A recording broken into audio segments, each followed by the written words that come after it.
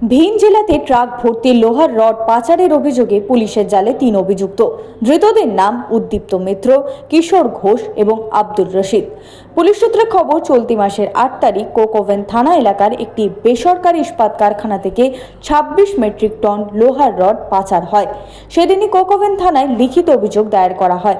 অভিযোগের ভিত্তিতে পুলিশি তদন্তে চলতি মাসের ১৯ তারিখ হাওড়া লিলুয়া থেকে ফাঁকা ট্রাক সহ ট্রাকের চালক উদ্দীপ্ত মিত্র এবং ট্রাকের মালিক কিশোর ঘোষকে গ্রেপ্তার করা হয় এবং তাদেরকে ৭ দিনের পুলিশি হেফাজতে নিয়ে জিজ্ঞাসাবাদের পর মুর্শিদাবাদ থেকে পাচার হওয়া ১১ মেট্রিক টন লোহার রড সহ রিসিভার শেখ রশিদকে গ্রেপ্তার করা হয়। গত ২৩ তারিখ শেখ রশিদকে আদালতে তোলা হলে বিচারক ৫ দিনের পুলিশি হেফাজতের নির্দেশ দেন।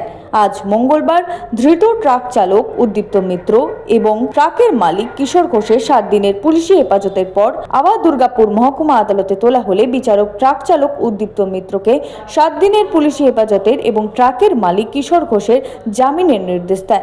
ধৃত ট্রাক চালক উদ্দীপ্ত মিত্রকে পুলিশি হেফাজতে নিয়ে বাকি লোহার রড উদ্ধারের চেষ্টা চালানো হবে বলে পুলিশের তরফ থেকে জানানো হয়। সনাতন গড়াই, 99 নিউজ বাংলা, দুর্গাপুর।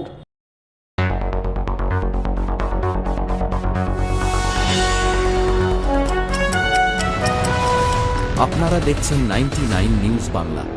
বদলাবো আমরা।